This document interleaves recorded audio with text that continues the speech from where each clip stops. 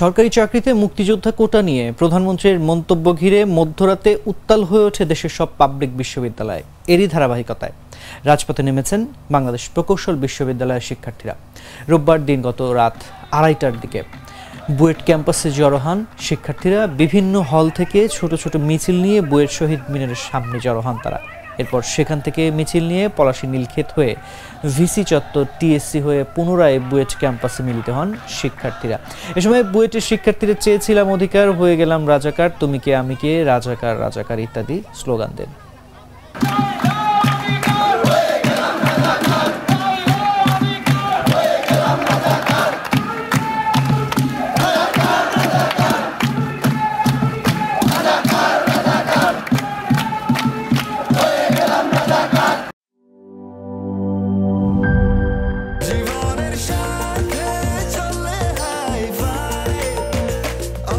স্বাস্থ্যকর all time, সব সময় অল টাইম হেলদি লাইফ।